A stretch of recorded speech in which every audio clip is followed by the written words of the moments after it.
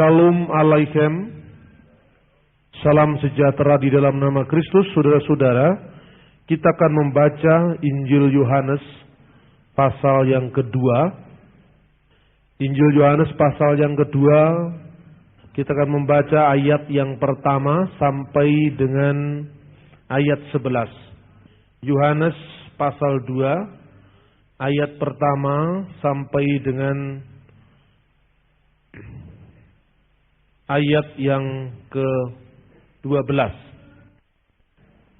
Saudara-saudara yang terkasih dalam Tuhan, 3 season yang pertama tadi, dari pagi saya berbicara tentang Maria Magdalena Apostola Apostolorum. Maria Magdalena Rasul, segala rasul. Yang terkait dengan beliau adalah orang yang pertama kali menyaksikan kebangkitan Yesus. Kemudian pada periode yang kedua jam 10, kita tadi membahas tentang apakah benar film yang sensasional yang mengekspos perkawinan Yesus dengan Maria Magdalena. Lalu yang ketiga ini, saya ingin membahas salah satu sisi dari sebuah sensasi juga yang dikembangkan oleh buku Holy Blood, Holy Grail. Dalam buku ini digambarkan bahwa perkawinan yang ada di Kana itu tidak lain adalah perkawinan Yesus sendiri. Jadi memang aneh-aneh manusia itu, saudara-saudara. Kebebasan berekspresi, kebebasan berkarya di Eropa itu memang tanpa batas. Sehingga kesimpulan-kesimpulan yang mungkin akan mengagetkan. Tetapi saya bersyukur, seperti tadi pagi juga saya katakan bahwa di India ada demonstrasi orang-orang Kristen di sana sampai harus membakar film Da Vinci Code. Di Cina juga orang-orang demonstrasi. Di Thailand juga banyak demonstrasi. Di Vatikan dilarang. Tapi di Indonesia kita tidak melakukan apa-apa. Karena umat Kristen di Indonesia, umat Kristen yang sudah dewasa. Jadi biar saja tidak usah didemo. Kalau orang tidak suka ya tidak nonton sendiri. Malah saya berpikir, saya sangat menyayangkan kenapa Vatikan harus melarang film itu. Menurut saya biar saja. Sebab semakin dilarang, semakin populer film itu. Menurut teori bisnis begitu. Semakin orang itu dilarang, malah orang mencari-cari. Jadi biar saja. Kalau dibiarkan malah orang akan tahu sendiri. Karena kedewasaan itu akan bisa memilih mana yang baik dan mana yang buruk bagi dirinya. Ya untung saja orang Kristen tidak pernah ada demo-demo ketika Yesus dilecehkan, ketika gereja difitnah, ya kita tidak apa-apa. Saya katakan semoga ini pencerminan dari apa yang dibaca di Injil, karena orang Kristen sepenuhnya memahami, ampunilah mereka karena mereka tidak tahu apa yang mereka perbuat. Tapi kemungkinan kedua kita tidak berani demonstrasi. Saudara-saudara, memang di dalam perikop ini tidak dijelaskan ini pengantin siapa. Tidak ada. Perikop ini hanya menjelaskan bahwa tatkala ada perkawinan di Kana, pesta perkawinan di Kana, ibu Yesus, Bunda Maria ada di sana. Dan pada ayat kedua dikatakan Yesus dan murid-muridnya diundang juga datang. Nah ayat ini sudah jelas menunjukkan bahwa ini bukan perkawinan Yesus. Karena Yesus sendiri dalam posisinya bersama para muridnya diundang datang. Siapa yang mengundang? Yang punya hajat. Ayat-ayat ini sangat sederhana sebetulnya kita pahami. Lalu ada peristiwa. Apa peristiwanya? Mereka kekurangan anggur. Bisa dibayangkan kalau seorang punya gawe, seorang punya hajat, kemudian kehabisan anggur, ya anggur itu minuman pokok di Timur Tengah, itu akan sesuatu yang sangat memalukan. Dan tatkala dalam keadaan orang lain berada dalam kesusahan seperti itu, Bunda Maria bisa membayangkan betapa orang yang punya hajat itu sangat malu karena mereka tidak bisa menjamu para tamunya. Salah satu khas budaya Timur Tengah itu, mereka sangat menghormati tamu. Orang Timur Tengah itu sangat menghormati tamu, dan penghormatan terhadap tamu itu biasanya diberi makan, dipotongkan kambing, ya. Saya bersama tim dari SCS minggu ini sudah menerjemahkan salah satu buku yang ditulis oleh Elias Sakur, Abuna Elias Sakur. Beliau adalah seorang imam, seorang abuna dari gereja Malkiyah, gereja Melkait, yang intinya bagaimana kasih seorang pengikut Al-Masih mengasihi musuh. Bahkan tatkala rumahnya diobrak-abrik oleh Israel, kebun anggurnya dirampas, dia terpisah dengan keluarganya, dia masih tetap mencintai orang-orang yang merusak keluarganya. Sampai kemudian dia menjadi seorang yatim piatu. Kemudian dalam keadaan menjadi yatim piatu, dia ditemukan oleh seorang rahibah, seorang biarawati, dirawat, disekolahkan, sampai kemudian dia menyatakan diri untuk menjadi hamba Tuhan. Apa yang dia kenang pada masa kecilnya, tatkala dia terlunta-lunta di Bukit Sabda Bahagia. Disebut demikian karena Yesus berbicara tentang khotbah di atas bukit di tempat itu. Lalu dia menulis seperti masih terngiang-ngiang sabda Yesus 2000 tahun yang lalu kurang lebih. Berbahagialah orang yang dianiaya. Berbahagialah orang yang miskin karena Tuhan. Karena dia yang akan memperoleh kerajaan Allah. Dan seterusnya. Lalu dia bertanya, Tuhan ajarlah kami untuk menemukan bagaimana caranya mencinta ketika kami harus dinista. Bagaimana caranya kami mewujudkan cinta kasih kepada orang yang menghancurkan kami. Memang berbicara tentang kasih jauh lebih mudah daripada melaksanakan kasih. Itu yang pernah dikatakan Mahatma Gandhi. Seorang bukan Kristen, tetapi seorang yang merasa diri sebagai pengikut Yesus. Dia mengatakan, kalau para misionaris, para pendeta berkhotbah tentang kasih, saya sekuat tenaga ingin melaksanakan ajaran Yesus untuk mengasihi. Nah, Abuna Elias Sakur punya pengalaman yang hidup. Tatkala orang tuanya, Tuan Syakur, tiba-tiba memotong kambingnya. Dia tanya, untuk apa? Besok kita akan menerima tamu orang Israel. Orang Israel adalah saudara tua kita dalam iman. Kita akan memotong kambing yang terbaik yang kita persembahkan untuk menghormat tamu kita. Ternyata orang yang dihormati itulah yang merampas kebun anggurnya, merampas rumahnya, dan kemudian bapaknya dipenjara. Ibunya berpisah dengan bapaknya, dia berpisah dengan kelima saudaranya. Yang berakhir sangat mengenaskan. Dia ditolak oleh orang-orang Arab yang lain karena dia orang Kristen. Dia ditolak oleh orang Israel karena dia Palestina. Coba bayangkan. Dia ditolak oleh orang Arab yang lain karena dia Kristen. Dia terlunta-lunta di Syria dalam keadaan sebagai seorang pengemis bambung. Lalu dikatakan, kamu ini memalukan orang Arab. Karena kamu Arab tapi kamu seorang Kristen. Tapi waktu dia di Swiss, dia sudah menjadi seorang vikaris, calon pastor, calon abuna. Kemudian pada saat Natal, panitia Natal di sana memperkenalkan, Natal ini kita mendapatkan tamu kehormatan, Tuan Elias Sakur, seorang anak Israel sejati. Lalu dia mengatakan, bukan, saya bukan Israel, saya orang Arab Palestina. Panitia mengatakan, dia seorang Arab Israel, seorang Israel sejati.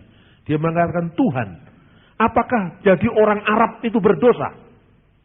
Kenapa mereka tidak mengaku identitas saya sebagai seorang Palestina? Saya ini orang Arab. Apakah saya dibenci hanya karena saya keturunan Ismail? Dia dibenci orang Barat karena dia orang Arab.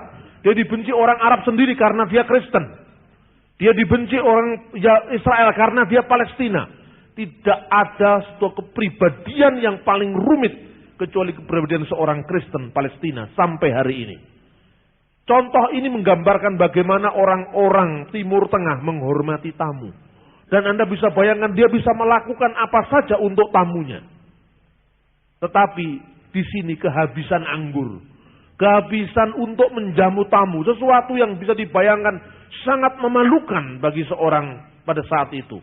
Lalu Bunda Maria ingin berbuat untuk menolong mereka. Dengan cara dia mengandalkan putranya. Mengandalkan Yesus.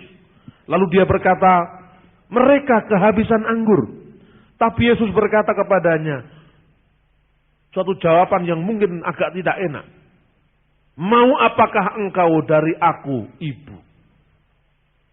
Mau apakah engkau dari aku, ibu?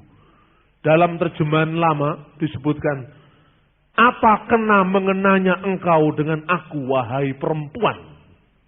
Tapi sebenarnya jawaban wahai perempuan itu sudah dibuktikan tidak pas.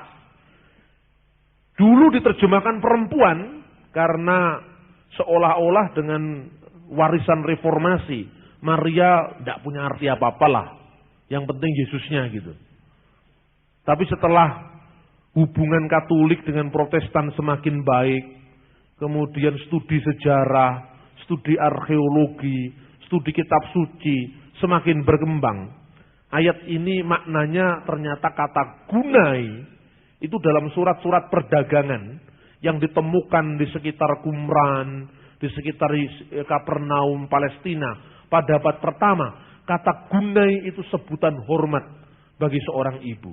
Engkau adalah ibu karena engkau adalah perempuan. Memang kata harfiahnya perempuan.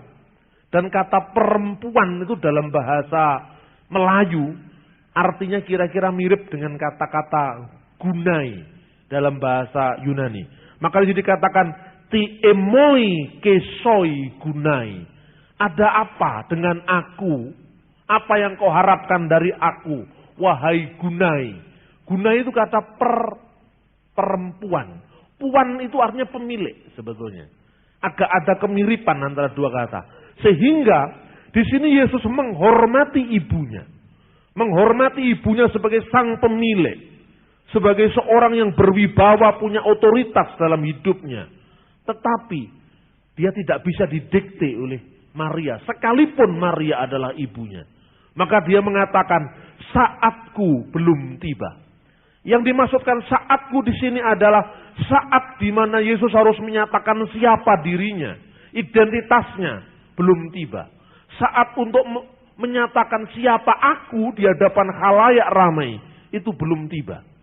Tetapi saudara-saudara, Maria sudah tahu bahwa apapun yang dikatakan kepadanya dari Yesus itu memang otoritas dia sebagai putra Tuhan, sebagai seorang yang punya otoritas tinggi. Bahwa Maria sekalipun secara daging adalah ibunya, tetapi Maria sebetulnya adalah hambanya. Inilah makna dari keyakinan Kristiani tentang dwi kodrat atau dua tabiat Kristus. Yang sepenuhnya ilahi sebagai kalimatullah, sebagai firman Allah. Dan sepenuhnya insani sebagai anak Maryam. Antara keduanya ini berimbang. Ada saat-saat di mana Yesus menunjukkan diri sebagai anak Maria yang berbakti pada orang tuanya. Tapi di pihak lain pada saat umur 12 tahun, Yesus menyatakan dirinya bahwa persaudaraan iman, persaudaraan yang didasarkan atas sesuatu yang lebih spiritual, itu melebihi persaudaraan daging. Karena itu tatkala dia ditemukan di bait Allah umur 12 tahun, ibu dan ayahmu mencari engkau. Dia mengatakan, siapa ibuku? Siapa saudaraku? Mereka yang menuruti firman-firman Tuhan. Jadi menuruti firman Tuhan itu melebihi daripada sekedar persaudaraan darah, persaudaraan daging. Siapa yang meminta saudara menjadi anak bapak dan ibumu? Tidak ada. Kita hanya kebetulan menjadi anak orang tua kita. Tidak ada keinginan memilih sebelum kita muncul di dunia. Berarti ada persaudaraan yang lebih tinggi daripada sekedar persaudaraan darah. Yaitu persaudaraan kemanusiaan, persaudaraan iman, persaudaraan karena komitmen kita pada satu nilai yang kita agungkan. Yaitu nilai-nilai ketuhanan. Yesus mencontohkan itu. Tatkala dia berkata, saatku belum tiba, engkau adalah ibuku. Tetapi bahwa aku harus melaksanakan tugas-tugasku ini bukan dari manusia, tetapi dari Bapa yang di surga. Tetapi Maria sekali lagi menunjukkan dirinya sebagai seorang hamba. Maria menunjukkan diri sebagai seorang yang taat dan dia yakin bahwa Yesus akan berbuat sesuatu. Bahwa Yesus tidak akan memalukan orang yang punya hajat tadi. Maka dia mengatakan kepada pelayan di situ, turuti saja apa yang akan dikatakan kepadamu. Maka kemudian Yesus di situ diterangkan ada 6 tempayan yang disediakan untuk pembasuhan menurut adat Yahudi. Ya teharot itu pembasuhan. Bahasa Arabnya taharok. Masing-masing isinya 80 atau 120 liter.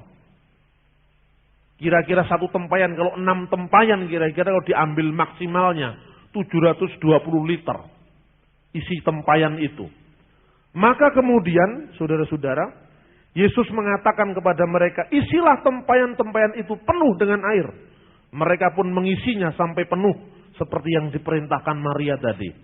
Dan sesudah itu kata Yesus kepadanya, sekarang cedoklah dan bawalah kepada pemimpin pesta. Lalu mereka pun membawanya. Setelah pemimpin pesta itu mencicipi air itu telah berubah menjadi anggur. Dan ini mujizat yang pertama yang dilakukan oleh Yesus di Kana. Jadi artinya ketaatan Maria ini, saudara-saudara, meyakini betul bahwa Yesus akan bertindak untuk menolong sesamanya. Untuk menolong orang yang membutuhkan pertolongan. Maka ia memanggil mempelai laki-laki, tadi dikatakan, itu menunjukkan bahwa ada subjek yang mempelai laki-laki. Berarti mempelainya bukan Yesus kan? Dan berkata kepadanya, setiap orang menghidangkan anggur yang baik dahulu.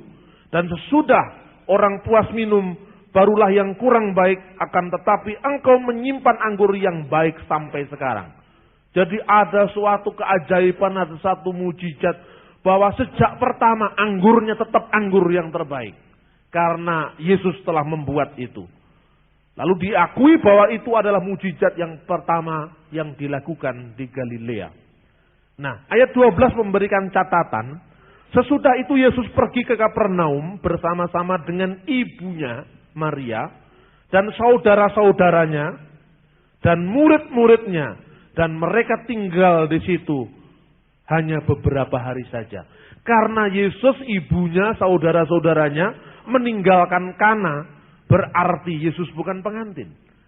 Sebab kalau dia pengantinnya pasti dikatakan, lalu Yesus meninggalkan tempat itu bersama ibunya, bersama saudaranya, dan bersama istri yang baru dinikahinya. Di situ tidak ada keterangan seperti itu. Tapi ini bukan sekedar apologetika. Tetapi ini juga adalah merupakan sebuah pembelajaran kita bagi seorang Kristiani. Untuk bagaimana kita mempertanggungjawabkan iman kita, pemahaman kita tentang kitab suci kita. Nah, salah satu dasar yang digunakan oleh Holy Blood, Holy Grail ini, dikatakan begini, bahwa sesungguhnya bagi seorang Yahudi, apalagi disebut rabi, itu harus menikah katanya. Lalu dikutiplah sebuah kitab dari Talmud. Tugas orang tua Yahudi adalah menikahkan anaknya jikalau dia sampai pada waktunya. Lalu Yesus tidak menikah. Bagaimana mungkin katanya? Sebagai seorang Yahudi menurut kitab Talmud, seorang yang tidak menikah tidak bisa mengajar. Itu betul. Kenapa Yesus tidak menikah? Nah, ini kalau orang tidak mengetahui detail sejarah, akan bingung, betul juga. Pada abad pertama seorang Yahudi biasanya menikah, baru dia mengajar. Tapi kenapa Yesus tidak menikah? Apakah ada fakta sejarah yang menandingi fakta dasar tadi? Ada. Yahudi itu tidak seragam. Orang Yahudi itu ada orang Yahudi yang dinamakan Yahudi Arus Utama, yang mereka tinggal di Yerusalem, dan pusat ortodoksi Yahudi itu di Tiberias. Mereka menggunakan bahasa Ibrani yang disebut bahasa Ibrani Rabbanik atau bahasa Ibrani Mishnah, bahasa Ibrani klasik Taurat. Tetapi Yesus tinggal di Galilea. Dan wilayah Galilea menurut Alkitab, menurut nubuatan Nabi Yesaya, disebutkan Gelil Hagoyim. Galilea wilayah bangsa-bangsa.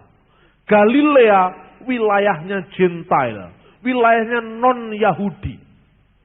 Lalu dikatakan Yebulon Naftali Gelil Hagoyim, jalan ke laut Derek Hayam. Derek itu bukan derek bahasa Jawa. Derek itu bahasa Ibrani artinya jalan, bahasa Arabnya Torik. Derek Hayam, jalan ke laut Galilea. Afer Hayarden, seberang Yordan. Daerah itu pada abad pertama dikenal sebagai daerah metropolitan. Daerah di mana seluruh bangsa-bangsa yang berdekatan dengan Israel tumplek-blek ada di situ. Makanya kita mendengar rona berbagai macam bahasa. Bahasanya orang Kapernaum, desa di mana yang sering dilewati Yesus dalam pelayanannya, rumahnya Petrus di Kapernaum. Petrus adalah seorang bos atau juragan ikan di sana. Rumahnya tingkat 2. Sampai sekarang rumahnya itu masih dijadikan situs gereja. Karena itu ada di situ berdampingan dengan sinagog atau rumah ibadat. Itu pada abad pertama yang namanya Galilea, itu rakyatnya sehari-hari berbicara minimal dalam 3 bahasa. Lah inilah salah satu warisan kekristenan yang patut disyukuri. Karena di situ untuk membuktikan bahwa setelah genap saatnya, arsalallahu ibnu, Allah telah mengutus sang putra yang lahir dari seorang perempuan yang tunduk pada hukum Taurat, yaitu Yahudi. Di situ Injil dalam waktu yang dekat bisa go public, go internasional. Kalau mereka berbicara lingua franca, bahasa perdagangan, bahasa yang lazim, bahasa internasional, adalah bahasa Yunani koine. Lewat itulah perjanjian baru ditulis. Tatkala Yesus berbicara sehari-hari dengan para murid, dia berbicara dalam bahasa Aram. Bahasa Aram itu dilestarikan dalam beberapa teks dalam kitab suci. Misalnya kata-kata Eli, Eli, lama sabaktani, Hakal Dama, Maranatha, Efata, Gabata. Itu semua bahasa Aramaik. Lalu saudara-saudara, bahasa klasik yang digunakan untuk membaca Taurat, membaca teks-teks para nabi adalah bahasa Ibrani. Nah, bahasa ini masih ditambah lagi bahasa Latin. Makanya tatkala di kayu salib, di atas inskripsi itu, di atas salib itu ada inskripsi yang tertulis dalam bahasa Ibrani, Yunani, dan Latin. Sebetulnya 3 bahasa, 4 dialek bahasa. Yaitu yang disebut Ibrani, termasuk Ibrani tutur dialek Galilea, yaitu Aramaik, Ibrani Mishnah atau Ibrani klasik, plus bahasa Yunani lingua franca, plus bahasa Latin sebagai bahasa administrasi kerajaan. Inilah kira-kira situasi abad pertama Masehi. Makanya kalau dengan ungkapan bahwa mana mungkin Yesus tidak menikah, karena bagi orang Yahudi harus menikah, itu bagi Yahudi ortodok yang ada di Yerusalem, yang ada di Tiberias. Tapi bagi orang Esen, orang Qumran, yang meninggalkan bagi kita naskah-naskah laut mati, di sana tidak menikah. Yohanes Pembaptis tidak menikah. Elia tidak menikah. Artinya bahwa memang ada komunitas yang tidak menikah, yang dilakukan untuk memuliakan Tuhan. Jadi kalau orang Yahudi memang Yahudi yang arus utama memang mirip dengan orang Muslim. Katanya kalau Nabi Muhammad bersabda, kalau kamu menikah, kamu telah melaksanakan separuh dari sunahku. Itu mirip Yahudi. Orang Yahudi juga seperti itu. Tapi Yahudi yang di mana? Orang Yahudi Esen, orang Yahudi Eseni, orang Esena itu tidak menikah. Yohanes Pembaptis seorang asketis yang tidak menikah. Elia tidak menikah. Dan waktu itu ada komunitas orang Kasim, orang-orang yang selibat untuk kerajaan Tuhan. Oleh karena itu untuk memahami itu Paulus pada 1 Korintus pasal 9 ayat 5. Dan 1 Korintus ditulis sebelum Injil tertulis. Injil keempat ditulis. 4 Injil ditulis. Paulus berkata, tidakkah kami memiliki hak untuk membawa seorang istri Kristen dalam perjalanan kami? Paulus mengatakan, kalau mereka punya hak, saya juga punya hak. Tapi saya tidak lakukan itu. Tidakkah kami memiliki hak untuk membawa seorang istri Kristen dalam perjalanan kami? Seperti yang dilakukan rasul-rasul yang lain dan saudara-saudara Tuhan dan Kefas. Paulus sebagai penulis pertama tidak pernah mengatakan seperti rasul-rasul yang lain, saudara-saudara Tuhan Yesus sendiri dan istrinya dan Kefas. Tidak mengatakan seperti itu. Nah, di dalam studi kitab suci, kita harus memakai studi metodologi sejarah yang sama. Karena saya katakan tadi, naskah-naskah gnostik yang tadi dikutip oleh Dan Brown, The Da Vinci Code yang sekarang filmnya sudah diputar, itu paling awal ditulis tahun 150 Masehi. Sementara keempat Injil ini ditulis paling akhir tahun 90 Masehi. Bahkan kalau saya di kampus saya mengajar, saya katakan, kalau Anda sebagai seorang insan akademis, seorang mahasiswa, seorang ilmiah, saudara pasti tahu. Anda percaya sejak di bangku kuliah ini dengan Plato, dengan Aristoteles, dengan Herodotus. Karena mereka bukan agamawan, mereka tidak mengajarkan dogma, maka tidak ada pertentangan. Sejak kita di bangku kuliah fakultas hukum, saya katakan di fakultas hukum, Anda percaya Aristoteles yang berbicara soon politikon. Manusia hidup selalu berada dalam relasi dan ketergantungan terhadap orang lain. Anda tidak pernah mengatakan, apakah benar ini eksisima vox Aristoteles, suara asli Aristoteles? Kenapa Anda tidak meragukan? Tetapi kenapa Anda atas dasar teori ilmiah Anda meragukan semua yang tertulis dalam kitab Injil? Apakah bukti-bukti tentang Aristoteles lebih kuat daripada bukti-bukti keempat Injil? Lu ini saya tantang di forum ilmiah. Aristoteles menulis buku antara lain Fisika.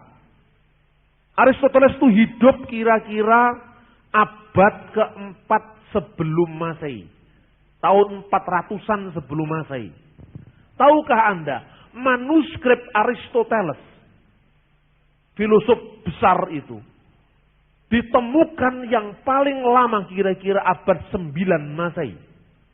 Berarti 900 ditambah 400 ada jarak 1400 tahun. Jumlah naskahnya hanya 2. Jumlah manuskripnya hanya 2. Plato kurang lebih ada 1300 tahun gurunya Aristoteles. Bukunya Nomoi jilid 1, Hukum jilid 1, dan Hukum jilid 2. Ribuan 1300 tahun. Jumlah naskahnya mungkin hanya 4 atau 3. Herodotus jumlahnya 14. Jaraknya di atas 1000 tahun. Sekarang bandingkan dengan pembuktian teks perjanjian baru. Yohanes the Apostel, Rasul Yohanes. Itu menulis Injil Yohanes kira-kira tahun 90 Masehi. Jelas? Naskah tertua yang ditemukan dari Injil Yohanes yang namanya manuskrip John Ryland yang ditemukan di Mesir itu berasal dari tahun 115 atau 120 Masehi. Berarti hanya ada jarak manuskrip tertua dari Injil Yohanes dengan tulisan aslinya, dengan si penulisnya, hanya ada jarak 25 sampai 30 tahun. 90 plus 115. Jumlah naskahnya seluruh perjanjian baru, termasuk Kodeks Sinaiticus, Kodeks Ephraimi Resiptus, Kodeks Alexandrinus, itu jumlahnya 4.500 manuskrip. Coba. Sekarang ada bukti sejarah mana yang lebih kuat daripada perjanjian baru? Tapi kenapa para ahli yang mengaku sebagai teolog Yesus seminar lebih percaya kepada Injil Thomas ketimbang dengan Injil Yohanes atau Injil Matius atau Injil Markus? Kenapa lebih percaya dengan Injil Yudas? Dan kita, saya katakan tadi pagi, kagetan, gumunan, goblok. Kenapa percaya dengan teks-teks yang jelas itu lebih akhir, dan teks-teks itu tidak ditemukan sebelum tahun 150. Sudah tidak usah ngomong agama, tidak usah ngomong firman Tuhan, ngomong sejarah saja. Kalau bicara sejarah jelas. Tatkala Slamet Mulyana, seorang ahli sejarah di Indonesia, menulis sejarah akhir Majapahit. Ini satu gambaran tentang metodologi sejarah sekuler. Anda bisa tolak, bisa benarkan. Pada zaman Majapahit jatuh, yang ditandai dengan sengkalan, sirno ilang kertaning bumi. Kalau diangkasakakan 1400, kalau diangkamasaikan 1478. Waktu itu rajanya bernama Kertabumi. Karena bahan-bahan sejarah di Jawa ini blank, kosong. Brawijaya 1, Brawijaya 2, Brawijaya 3, sampai Brawijaya 5. Kemudian ada Kodam Brawijaya. Ya toh? Karena apa? Data sejarahnya miskin. Sehingga nggak roh jenenge rojo-rojo itu ditulis saja Brawijaya 1, Brawijaya 2. Karena pendiri dinasti Majapahit namanya Brawijaya. Kekosongan ini khususnya masa-masa akhir Majapahit oleh Slamet Mulyana dicari. Ketemunya di Kelenteng Sampokong di Semarang. Ini saya tunjukkan metodologi sejarah sekuler untuk Anda semakin memahami kitab suci. Nah, tatkala itu diadakan apa yang namanya identifikasi nama-nama. Misalnya, ada yang namanya Jinbun. Itu ternyata Al-Fatah, Raden Patah. Ada yang namanya King Tabumi. Ternyata Kertabumi. Ada dari enkripsi-enkripsi Cina itu yang bernama Tungkalo. Yang ternyata Trenggono.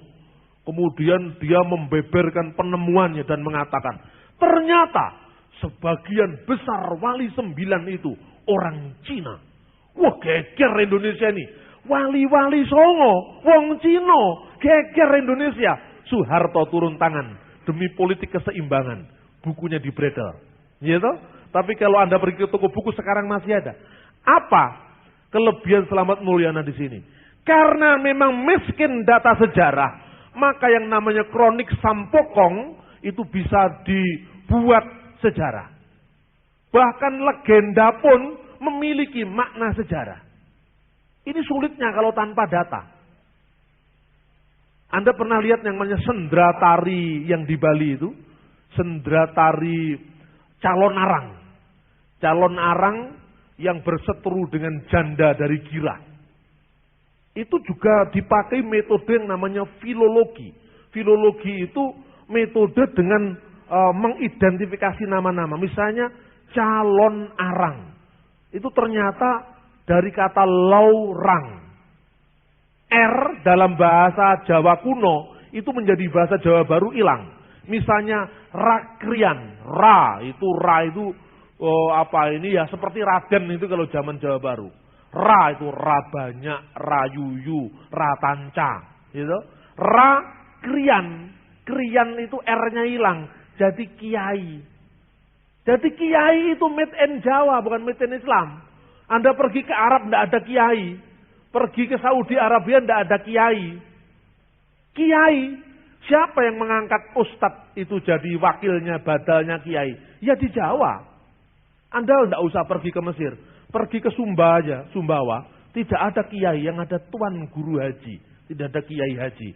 Jadi kiai itu Jawa yang diislamkan. Dari Kiai Semar, Kiai Prada, Kiai Togok, jadi Kiai Abdurrahman Wahid.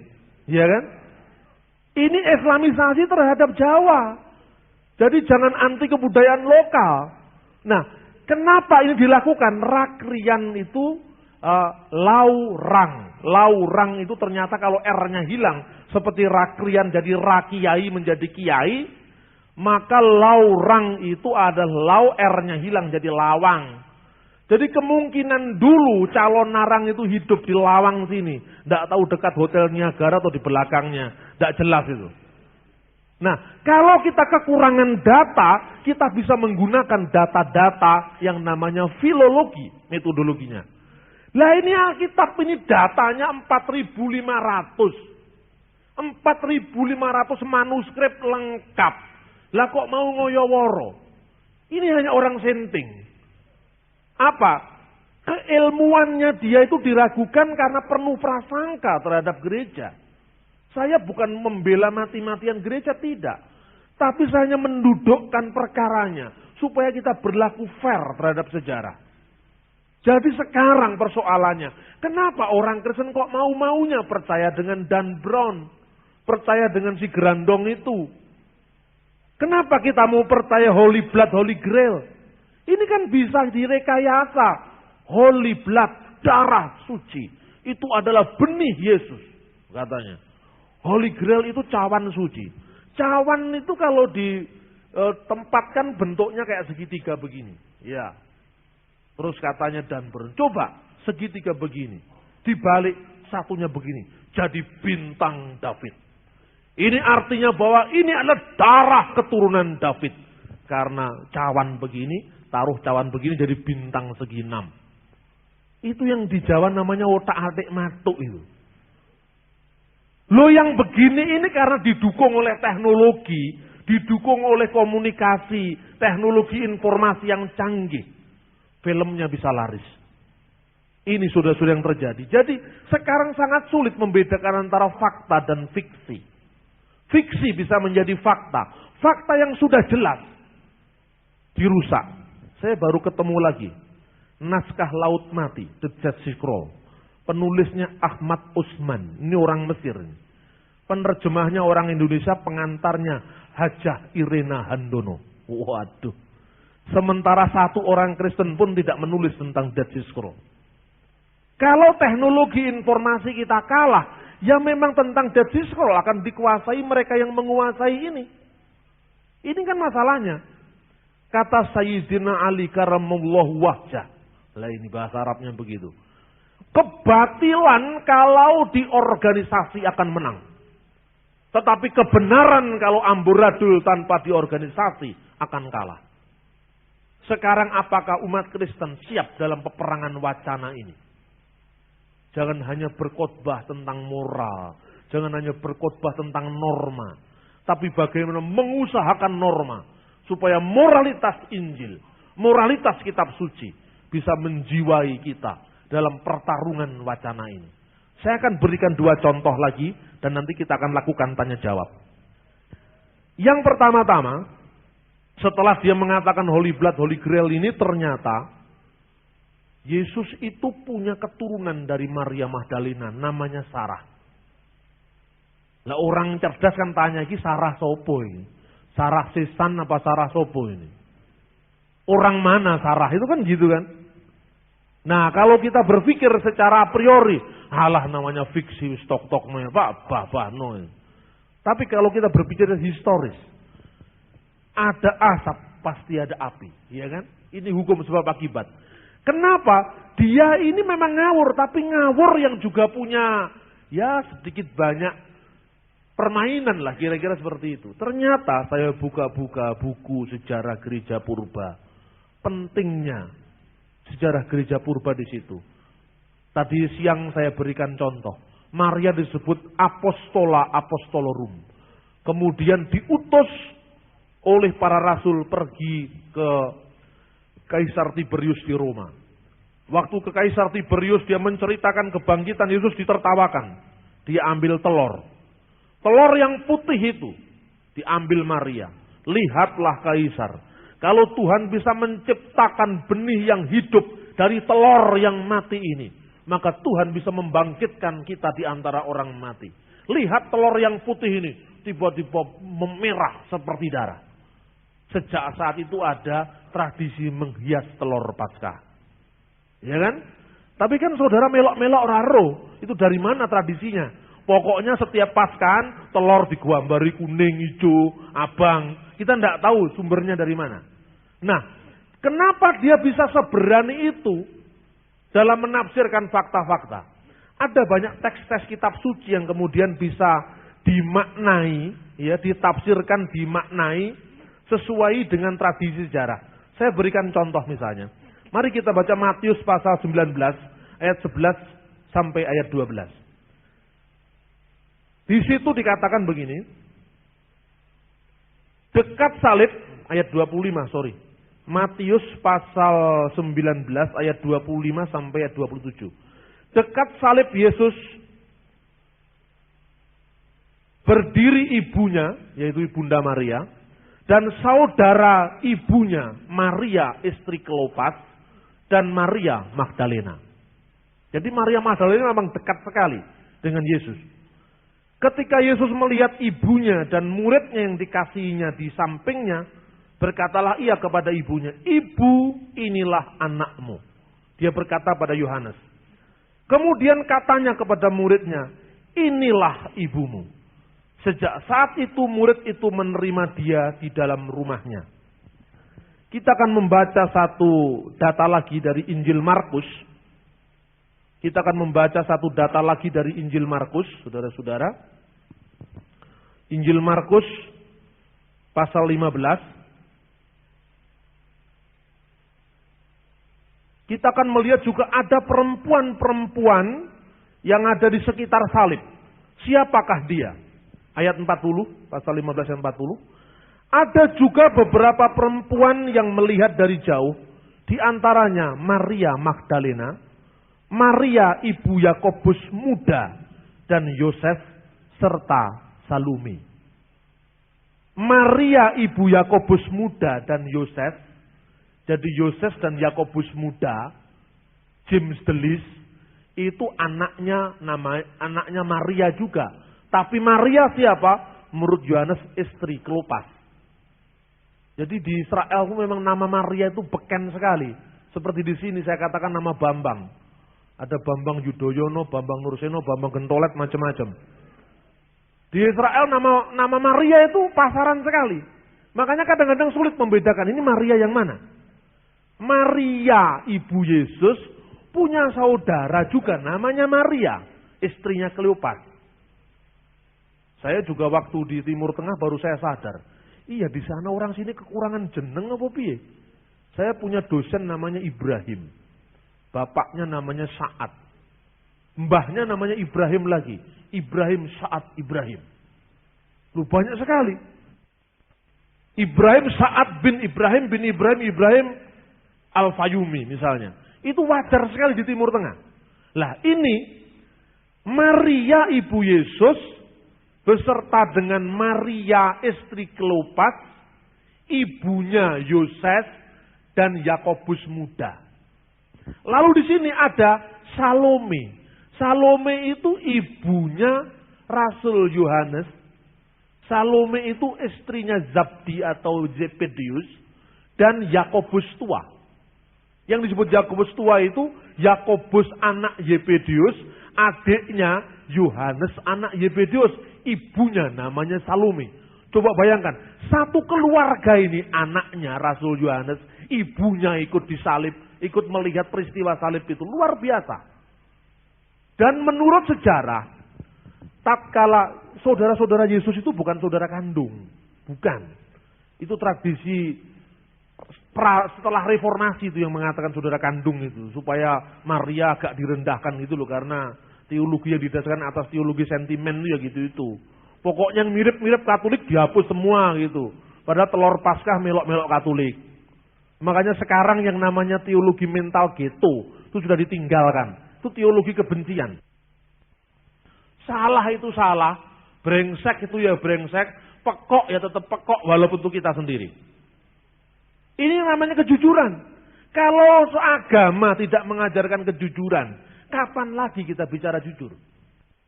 Kalau kita berdiri seperti ini, kita tidak akan bisa jadi bangsa yang maju. Bung Karno pernah datang pada Slamet Mulyana.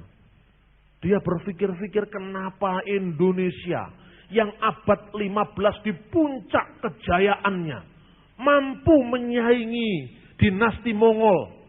Coba siapa yang berani ngiris telinganya prajuritnya Kubilai Khan, utusan resminya Kubilai Khan, kalau bukan Raja Singasari Kertanegara yang patungnya jadi Joko Dolok.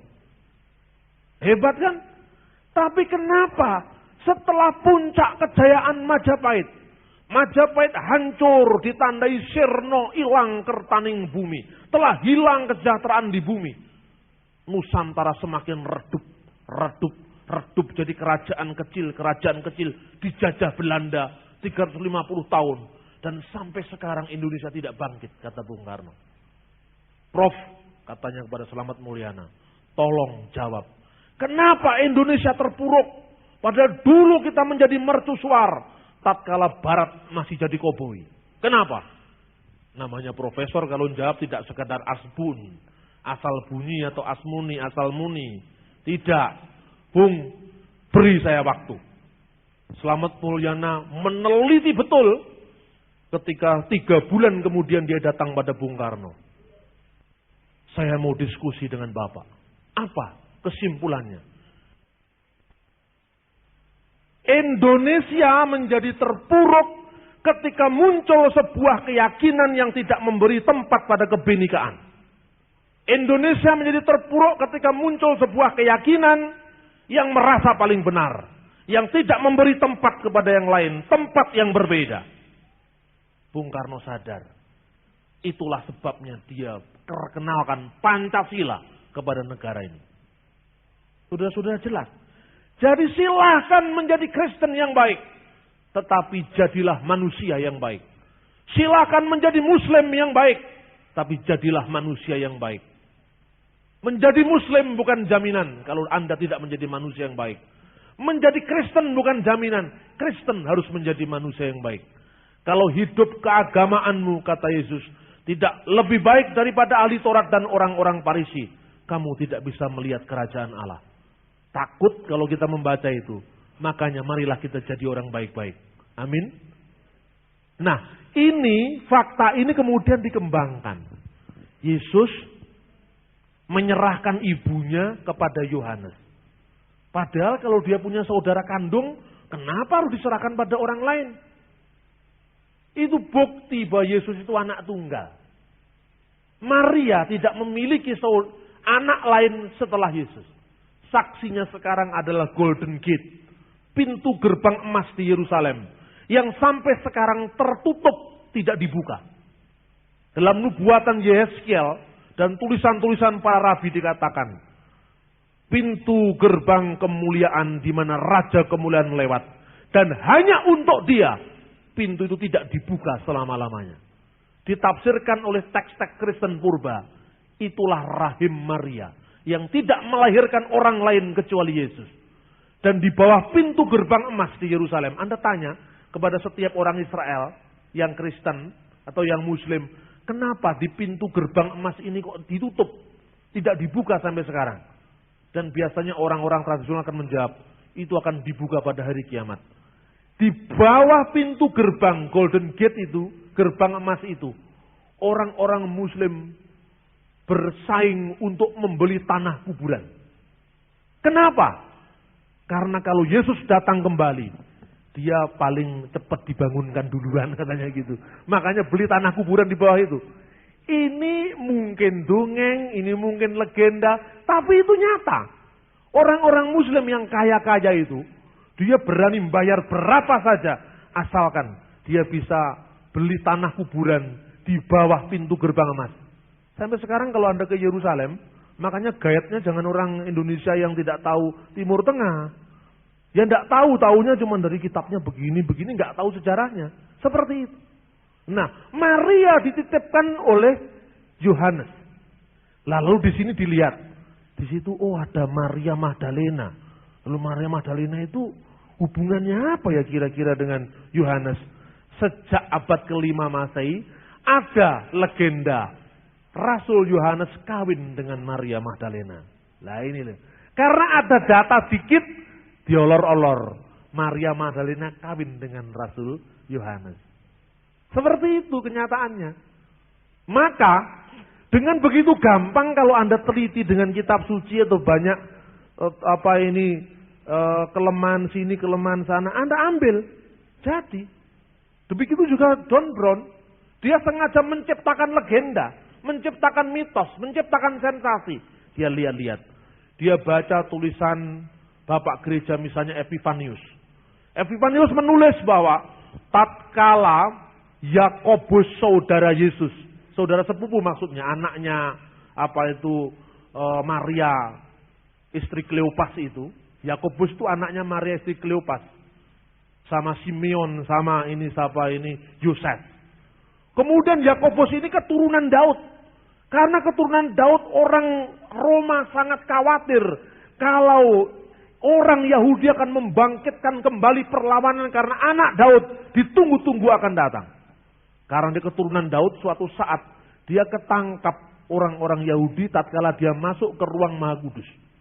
Waktu itu kemudian Yakobus dieksekusi. Ini yang bicara seperti ini bukan Injil. Yang bicara semacam ini adalah Flavius Josephus. Judul bukunya Perang Yahudi, ditulis abad pertama lah ini. Yakobus kemudian dieksekusi, ya. Dia bunuh, orang salah itu dibunuh. Kemudian jemaat Yerusalem kocar-kacir. Kepemimpinan digantikan oleh Simeon. Simeon masih saudara sepupu Yesus juga. Kemudian mereka melihat ada anak kecil namanya Sarah. Sarah itu adalah putri dari Yosef. Yosef ini yang disebut Yosef Justus. Yosef si adil. Yosef itu bentuk Yunani dari Yosef. Yosef Justus. Ini saudaranya Rasul Yakobus. Yakobus saudara Yesus. Kemudian dia diselamatkan dengan dia mengendarai sebuah kapal lewat Via Maris. Via Maris itu Kaisaria Maritim pergi ke Galia, Perancis Selatan. Jadi yang diklaim sebagai anaknya Yesus dengan Maria Magdalena, itu menurut catatan sejarah Epifanius, itu anaknya Justus atau Yosef, masih saudara Yesus juga, saudara sepupu, ponakannya itu. Tapi bukan anaknya Yesus lah ini. Kalau kita buta sejarah, kalau kita buta data-data, dengan sangat gampang ayat kitab suci diotak-atik. Makanya tadi pagi saya katakan, siapa yang dibayangkan tatkala orang remisi ladu menyanyi lagu, salahkah aku, salahkah mencinta pelacur itu, sedangkan Yesus Tuhanku juga mencinta pelacur. Lagu ini terkenal tahun 70-an. Teman saya yang nakal waktu mahasiswa, setiap kali dia nakal, dia ngomong sama saya, sedangkan Tuhan Yesus saja mencinta pelacur, apalagi saya. Iya tapi cintanya sejer, duduk cintamu gitu loh. Apa yang dibayangkan oleh pendengar Kristen tatkala Remi mengatakan begitu? Maria Magdalena, iya kan? Itu karena apa? Tadi saya katakan karena Paus Gregorius I salah dalam membaca kitab suci. Di mana Maria Magdalena dikaburkan dengan perempuan yang ketangkap berbuat zina tadi. Baru tahun 1969 kitab Sinaksarion, kitab tentang orang-orang suci di gereja Katolik diubah. Ternyata pelacur yang bertobat itu bukan Maria Magdalena. Di gereja timur, 3 orang ini, Maria dari Betania, Maria Magdalena, dengan satu wanita yang tidak disebutkan namanya ketangkap berbuat zina yang meminyaki kaki Yesus, itu dirayakan dengan tanggal yang berbeda-beda. Ini membuktikan bahwa gereja mesti saling berhubungan. Gereja mesti saling melengkapi. Gereja Katolik yang tuanya 2000 tahun aja pernah keliru loh. Makanya dia belajar dari ortodok. Orang ortodok belajar teknologi dari Protestan. Protestan belajar sejarah dari Katolik dan ortodok. Itu saling melengkapi. Nah, dengan pemahaman kita terhadap sejarah ini, kita tidak menjadi orang yang kagetan, kita tidak menjadi orang yang gumunan, kita tidak menjadi orang goblok. Karena goblok itu berdosa. Tuhan memberi otak untuk kita pakai, iya kan? Nah, legenda-legenda tentang Maria yang akhirnya jadi buku ini, supaya Anda tidak kagetan lagi. Ini juga legenda-legenda yang ternyata ketika diselidiki secara historis salah misalnya. Ada cerita, setelah Yerusalem hancur, menurut legenda ini, Maria Magdalena bersama saudaranya Lazarus dan Marta pergi ke Perancis Selatan. Lah ini sudah salah. Maria yang saudaranya Lazarus, gitu, brother Lazarus itu ternyata bukan Maria Magdalena, tapi Maria Betania. Maria dari Betania. Maria Betani itu, Manyar Sindaru itu. Manyarjo itu. Ini salah. Kemudian karena gambaran Maria Magdalena yang baru direvisi tahun 69 tadi, rambutnya panjang, terurai, tergerai, akhirnya menjadi petapa di sebuah gua di Galia, Perancis Selatan. Dengan telanjang semuanya yang ditutupi oleh rambutnya yang panjang sampai akhir hidupnya. Dia menjadi seorang petapa. Kenapa petapanya digambarkan dengan ditutupi rambut? Karena pelacur zaman dulu rambutnya panjang-panjang. Lah, ini yang namanya legenda cerita rakyat bergabung jadi satu. Termasuk Holy Grail ini aslinya. Bukan kaitan dengan cawannya seorang parampuang, bukan. Aslinya Holy Grail ini pada abad 12 muncul sebuah bid'ah, sebuah bidat, sebuah pandangan yang melecehkan perjamuan kudus. Tatkala itu kemudian gereja Katolik mengadakan konsili Lateran mulai pertama. Lateran 1, Lateran 2, Lateran 3, Lateran 4. Ya. Bagaimana menggambarkan misalnya Lateran keempat menggambarkan ada ajaran sesat Yoakim. Bahwa Yesus itu seolah-olah yang keempat dari Tritunggal. Maka muncul kata-kata bahwa Yesus Kristus itu adalah anak Allah. Tapi ex generan nihue genita. Allah itu tidak beranak dan tidak diperanakkan secara fisik. Ini menghadapi kelompoknya Yoakim. Lalu kelompok ini mulai muncul legenda tentang Holy Grail dengan Raja Arthur.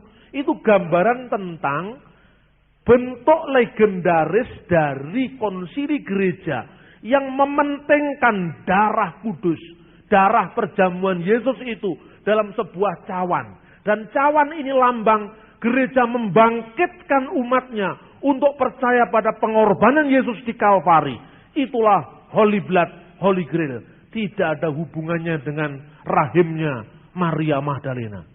Jadi siapa sekarang yang menguasai wacana? Kalau kita mengetahui sejarah, kita tidak sakit ingatan. Orang yang lupa pada sejarah, sakit ingatan. Karena lali, wingi piye. Gitu? Kemarin bagaimana kita lupa? Itulah sakit ingatan. Kiranya gereja semakin diperlengkapi dengan hikmat kebijaksanaan yang dari Roh Kudus agar tidak terumbang-ambing dengan berbagai macam angin pengajaran.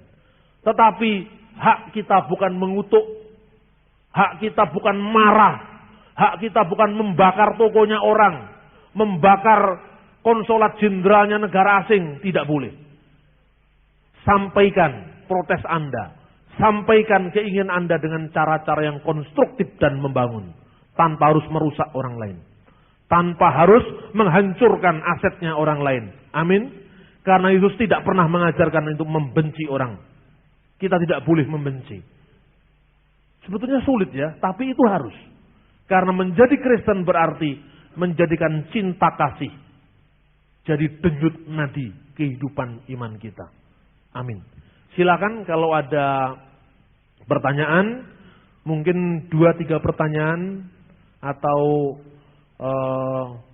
sharing bisa saya jawab dan setelah itu kita akhiri forum ini. Saya ingin menanyakan, saya pernah membaca artikel mengenai Injil Yudas. Apakah itu memang yang di situ artikelnya bahwa Yudas itu memang disuruh untuk membunuh Yesus? Masih. Injil Yudas itu ditemukan di Mesir Kemudian baru diekspos beberapa saat ini oleh National Geographic Channel yang minggu ini terjemahan bahasa Indonesianya sudah bisa dibeli toko buku. Lah, Injil Yudas ini ditulis kira-kira tahun 250 atau 275 Masehi. Jadi jarak penulisan antara Injil Yudas dan kehidupan Yesus itu lebih dari 250 tahun. Sekarang silahkan, monggo mau percaya Injil Yudas atau Injil yang sebenarnya. Ini ditulis tahun 275 Masehi. Kalau Anda sebagai seorang Muslim, tahun 250 itu sudah tinggi sekali, sudah kuno sekali. Wong Islam baru lahir abad ke-7. Tapi kalau bagi agama seperti Kristen, tahun 250 itu terlambat sekali. Karena kehidupan Yesus itu abad pertama. Gitu. Jadi refleksi orang boleh-boleh saja. Seperti misalnya Sumajin pada tahun 69 menulis buku. Judulnya Yudas Iskariot Pahlawan Kemanusiaan. Ya silakan. Jadi untuk membuat data sejarah, kita tidak bisa segampang itu.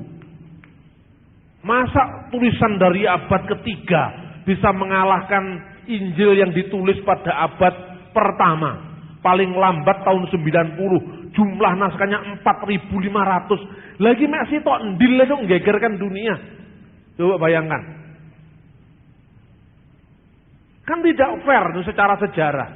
Masa naskah negara Kertagama mau dikalahkan dengan tulisannya siapa ini, orang yang lahir kira-kira 3 abad kemudian. Katakanlah sekarang Babat Tanah Jawi misalnya. Apa itu bisa diterima? Siapa yang meragukan Sumpah Palapa Gajah Mada? Yang itu telah tertulis di atas loh batu. Ayo sekarang, bandingkan dengan Gajah Mada ceritanya ketoprak. Masa cerita ketoprak bisa mengalahkan inskripsi sejarah? Yang namanya Injil ini sejarah. Anda suka atau tidak suka, ada 4.500 manuskrip yang semuanya berasal dari abad pertama, abad kedua, paling lambat abad keempat dan sudah lambat. Tapi naskah tertuanya, Kanon Muratori, ditemukan tahun 175 Masehi. Itu naskahnya loh Pak. Gua ke-7 dari Laut Mati itu menyimpan fragmen Injil Markus. Pada Laut Mati itu pemukimannya habis tahun 68 Masehi. Berarti Injil Markus harus ditulis sebelum tahun 60. Fragmen Injil Markus jumlahnya lebih dari 1.500 fragmen. Nah coba, belum yang leksionari. Leksionari itu kutipan-kutipan untuk ibadah. Belum terjemahan kuno. Ayo sekarang. Yang namanya Injil ini pertama kali diterjemahkan, misalnya ada terjemahan Pesita. Ada terjemahan Pesita itu bahasa Aramaik, bahasanya Yesus langsung. Ada terjemahan yang namanya terjemahan Vulgata dalam bahasa Latin. Ada terjemahan lagi terjemahan Koptik, Syahidi Buhairi abad ketiga. Buhairi abad keempat. Ada terjemahan Ethiopia. Abad ke-8 ada terjemahan Arab.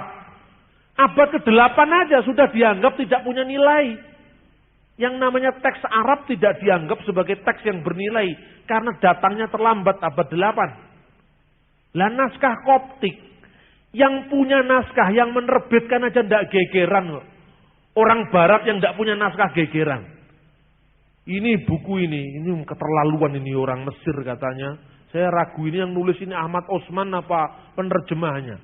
Masa di sini ada ungkapan begini? Ini. Injil Koptik tak dikenal, ditemukan di Mesir. Lalu pada bab berikutnya. Manuskrip Koptik Naghamati meralat sejarah Kristen awal. Lu ini kok kendele ngomong ini gila. Tur jora patek pinter loh wongnya. Ini loh, kok bisa nulis begini ini? Ketua museumnya Koptik, itu namanya sekarang Dr. Gajawat Gabra. Anda bisa temui itu di Margirgis. Saya pernah ketemu beliau 1 kali. Kalau dia ngomong naskah Koptik, bahasa Koptik itu bahasa liturginya orang Mesir kecuali bahasa Arab. Selain bahasa Arab. Itu di luar kepala. Sampai Injil Thomas itu diterbitkan dalam bahasa Koptik dan berdampingan bahasa Arab. Ditandatangani oleh Baba Senuda, Patriark Iskandaria dan pemimpin tertinggi gereja ortodok Koptik di Abbasiyah Kairo. Apa berarti Baba Senuda mengakui naskah Injil Thomas? Padahal Injil Thomas itu menjadi konsumsi akademi sehari-hari di Mesir. Tidak ada orang Mesir yang kagetan, kecuali Mesir swasta yang seperti ini, tidak pernah tahu sejarah. Ini Mesir swasta ini. Orang Mesir yang pasti fundamentalis begini. Saya punya banyak kenalan, antara lain seorang doktor dalam bidang kajian Islam dari Al-Azhar. Suatu saat dia mengajar di kampus saya. Saya mengambil studi S2 di Mesir sampai selesai. Kemudian dia mengajar di tempat saya dan dia mengatakan bahwa Anda melihat saya ini dosen Al-Azhar. Saya sangat mencintai orang Koptik. Karena Mesir tanpa Koptik hanya berdiri satu kaki. Mesir berdiri di atas kaki peradaban Islam dan kaki peradaban Kristen Koptik. Kalau orang Koptik sakit, saya juga sakit. Kalau orang Koptik dianiaya, saya juga teraniaya. Ini orang Muslim. Satu saat, ibu-ibu pengajian dari PKS, Partai Keadilan Sejahtera, di sana, ibu-ibu Indonesia yang suka ikut pengajian, ada paket wisata. Paket wisatanya itu ke piramid Old Kingdom, ya, piramid, kemudian ke Luxor, bekas kerajaannya Fir'aun. Itu usianya 5.000 tahun sebelum Masehi itu. Kemudian ke masjid-masjid kuno, Itmutulun, Al-Azhar, kemudian ke gereja-gereja kuno, Margirgis, Iskandaria, terus kemudian Kanisa Marmorkus, Masjid Nabi Daniel. Di sana itu ada Masjid Nabi Daniel. Di Indonesia Daniel mesti Kristen, ya kan? Di Mesir ada Masjid Nabi Daniel di Iskandaria. Gegeran kalau Indonesia, masjid kok namanya Daniel ini.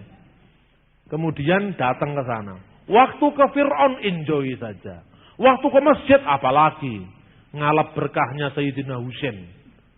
Tapi waktu ke gereja dia ragu-ragu. Tapi nggak masuk, ini sudah satu paket. Ditanya sama dokter ini yang bina, ditanya, kenapa ibu tidak masuk? Kamu menghina saya. Kamu tidak patuh pada guide. Saya kamu bayar, kamu pikir saya hanya suka duitmu. Kamu hormatilah saya. Saya sudah datang ke sini, masuklah ke gereja. Ibu-ibu ini mengatakan tidak, saya tidak boleh. Siapa orang bodoh yang melarangmu itu? Kenapa tidak boleh masuk gereja? Guru saya. Lah ini, gurunya termasuk ini mungkin Hidayat Nur Wahid ini gurunya. Tidak boleh katanya. Siapa yang ngomong tidak boleh?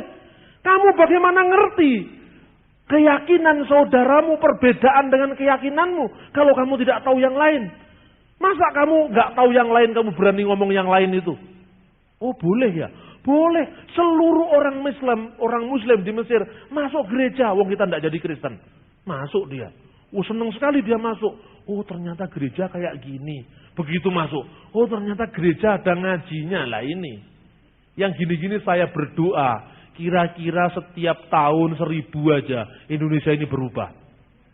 Karena apa? 7 tahun, 8 tahun di Mesir tidak tahu kalau gereja itu bahasanya Arab. Gitu? Tidak tahu kalau di sana itu ada orang Kristen Koptik. Loh ini kan kebacut ini. Yo bodoh mbok aja nemen-nemen lah. Bodoh boleh tapi mbok aja turut sikut bodoh nih. Ini loh. Kebodohan itu yang membuat fanatisme. Fanatisme yang membuat fundamentalisme. Fundamentalisme yang membuat terorisme. Loh ini. Makanya dulu Bung Karno mengatakan, ini penting saya katakan ini. Supaya naskah yang Bapak tanyakan itu tidak menjadi kagetan bagi kita. Bung Karno mengatakan. Kapitalisme memperanakkan kolonialisme. Kolonialisme memperanakkan imperialisme. Tapi sekarang penyambung lidah Bung Karno selain Pernadi saya berkata lain. Dan Bung Karno pasti menyetujui saya katakan. Fanatisme akan melahirkan fundamentalisme. Tak ta'assub itu fanatisme, ta'assubiyah fanatisme akan melahirkan usuliyah fundamentalisme, wa usuliyah walada irhabiyah. Irhabiyah itu terorisme, nakut-nakuti orang, ngebom rumahnya orang, ngebom tokonya orang, ngebom Borobudur, itu terorisme. Ini yang membuat tadi Slamet Mulyana mengatakan, sejak munculnya keyakinan yang model ini, Indonesia terpuruk. Nah, supaya sekarang bayangkan, setiap hari demo buruh, gitu? Demo buruh di mana-mana, nabrak pagar, ngerusak fasilitas. Setelah itu njaluk bayaran. Mana ada orang tidak kerja dibayar? Ini kan melanggar hukum alam ini. Investor lari semua ke luar negeri. Apa Indonesia tidak terpuruk? Siapa yang mau investasi ke negeri ini? Kan tidak ada jaminan keamanan. Indonesia harus berubah. Makanya kaum agamawan mau kitab ora usah ngurus negara. Kalau mengurus negara akan rusak. Memaksakan pendapat. Setiap kali sesuatu yang berduduk bersama, dialog, itu dianggap pelecehan terhadap agama. Ini kan gimana kalau sudah begini? Makanya dari fanatisme yang seluruh dunia tidak ada kecuali saya, wong liya ora oleh beda karo aku, nggak oleh nggen, akan melahirkan fundamentalisme. Garis keras. Kalau sudah garis keras, maca teksnya Alkitab, Al-Quran, dibaca harafiah, tidak ditahu sejarahnya, konteksnya, akan melahirkan terorisme. Ini sejarah yang membuktikan. Makanya isme itu beranak pinak.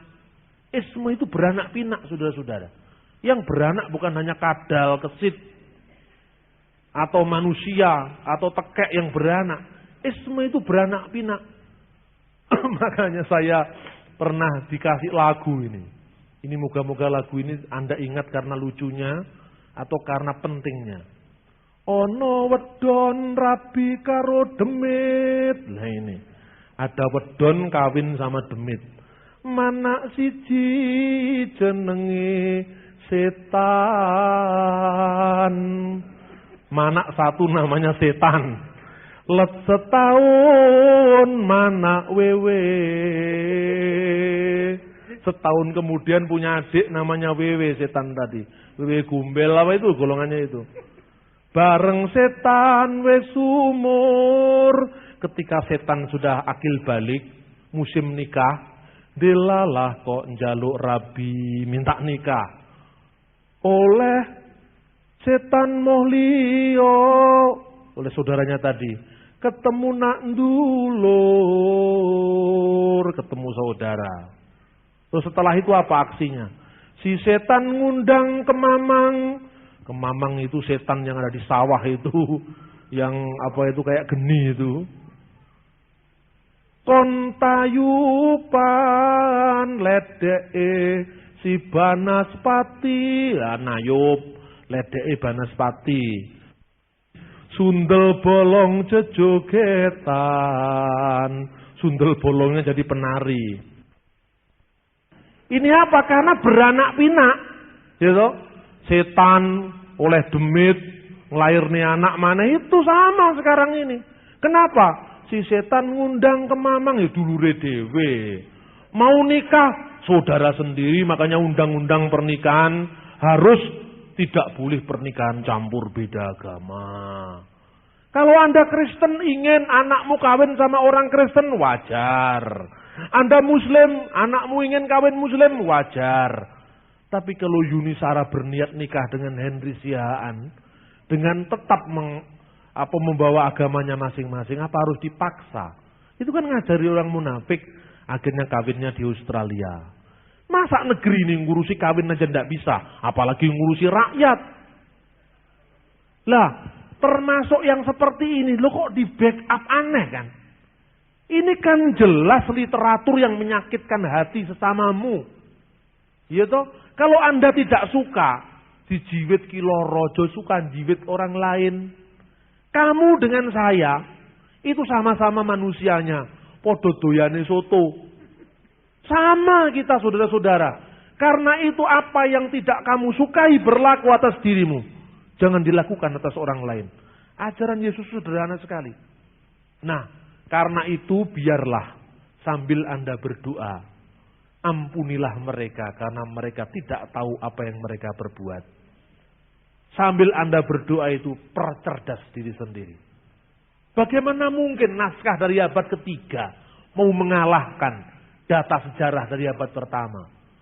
Bagaimana mungkin cerita ketoprak bisa mengalahkan prasasti Palapa, Gajah Mada?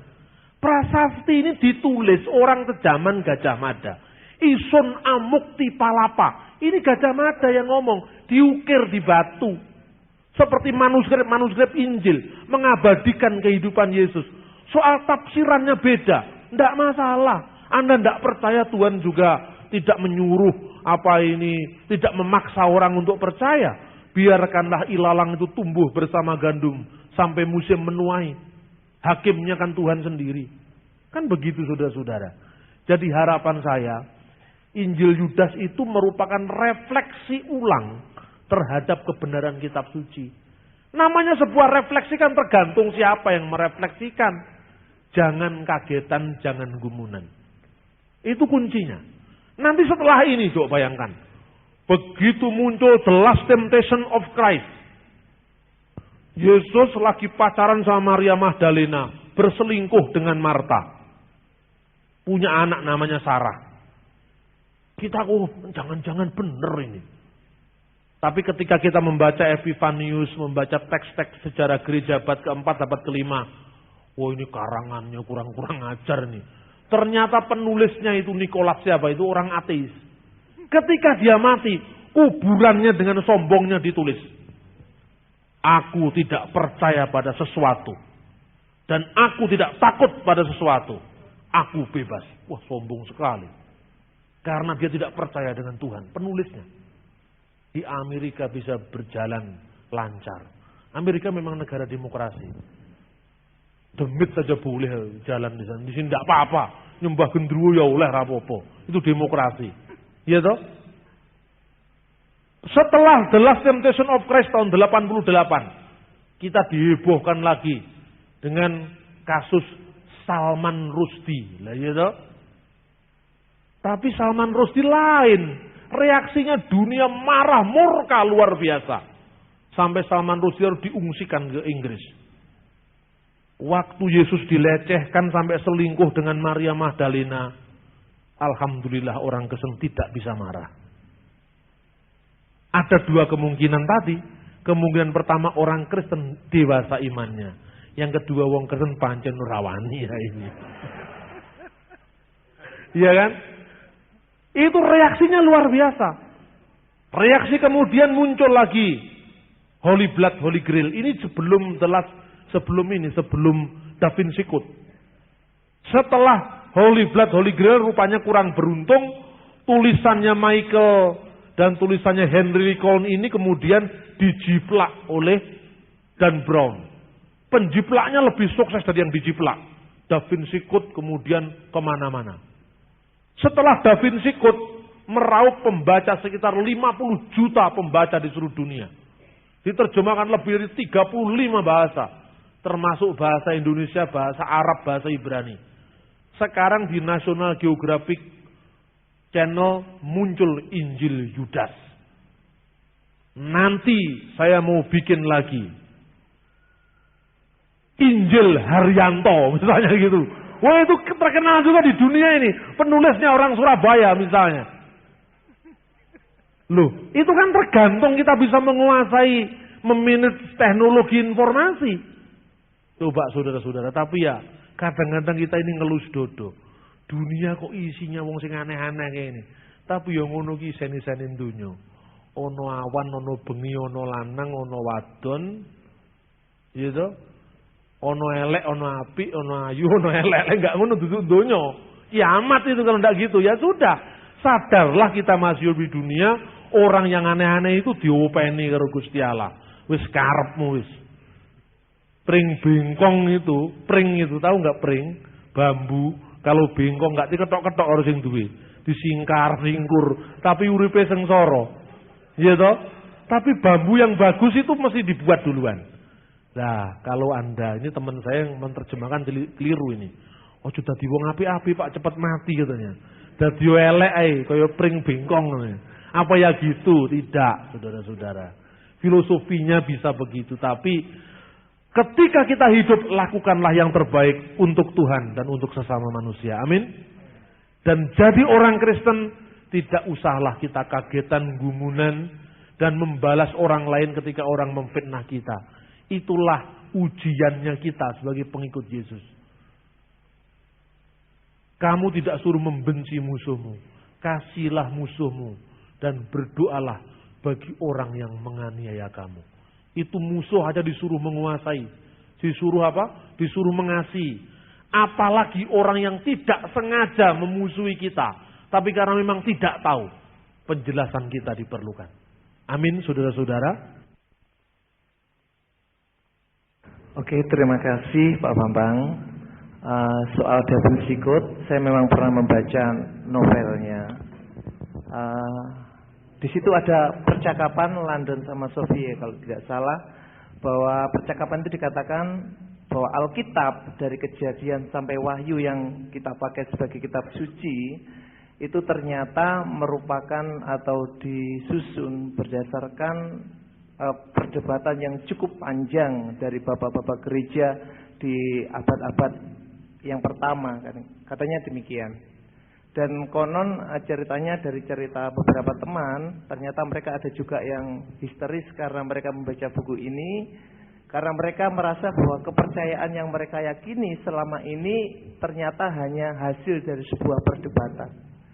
Jadi mungkin yang saya tanyakan, bagaimana pendapat Pak Bambang soal Alkitab yang disusun karena rekonsiliasi dari bapak-bapak gereja ini. Terima kasih. Terima kasih Pak. Apa yang ditulis dan buron itu salah semua. Kalau dikatakan perjanjian lama dan perjanjian baru hasil sebuah perdebatan di Konsili Nikea, itu salah 1000%. Tidak seperti itu. Sekarang saya buktikan faktanya dulu perjanjian lama. Apa yang disebut perjanjian lama yang kita yakini tidak hanya diakui oleh orang Kristen tapi juga orang Yahudi. Keyakinan orang Yahudi dan orang Kristen itu berbeda. Sumbernya sama tapi keyakinannya beda. Kitabnya sama tapi tafsirnya beda. Orang Yahudi percaya bahwa Mesias akan hadir. Juru selamat akan lahir di dunia. Ketika Yesus datang, mereka tidak terima Yesus sebagai Mesias. Jadi mereka punya Mesias, tetapi masih menunggu Mesias itu akan datang. Itu Yahudi. Orang Kristen percaya dengan kitab yang sama perjanjian lama. Tapi percaya bahwa seluruh nubuat perjanjian lama digenapi dalam Yesus sebagai Sang Mesias. Beda kan?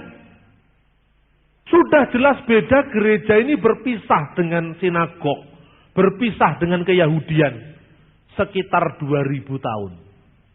Terakhir ketika orang Kristen dianatema, dikutuk sama orang Yahudi karena keyakinannya dianggap salah dalam sebuah konsili atau dalam sebuah muktamar di kota Yabne yang sekarang Tel Aviv. Itu kira-kira tahun 80 Masehi.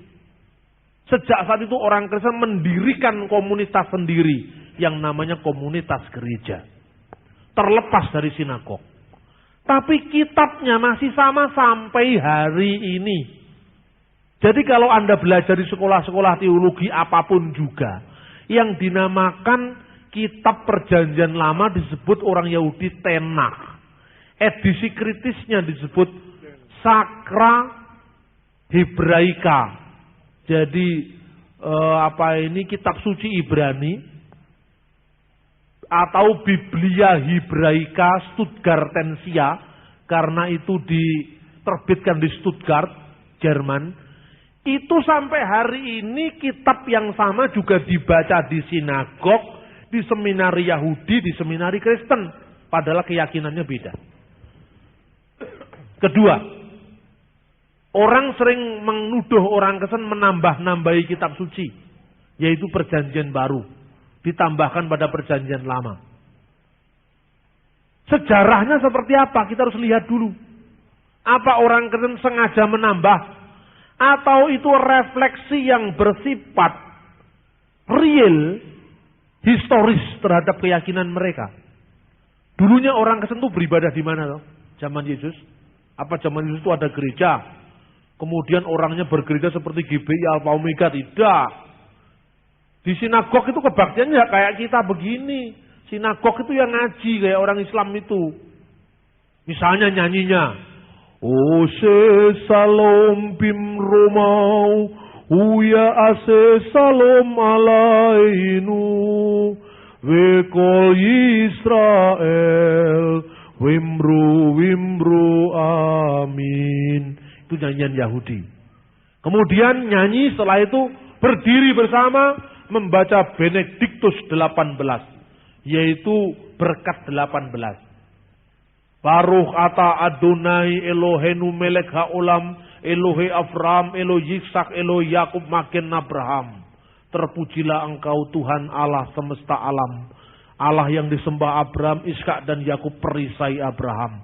18 berkat sejak konsili Yamnia ditambahi sama orang Yahudi.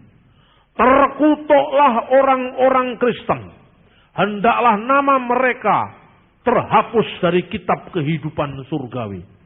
Sejak saat itu orang Kristen tidak punya tempat. Kenapa orang Kristen dianggap sesat? Lah ini sejarahnya. Orang Yahudi punya Paskah. Tapi Paskah Yahudi lain dengan Paskah kita. Apa artinya Paskah? Paskah berasal dari bahasa Ibrani Pesah. Pesah itu artinya dilalui. Dilalui siapa? Dilalui kematian. Anak sulung mati. 10 bala yang diberikan kepada Fir'aun di negeri Mesir.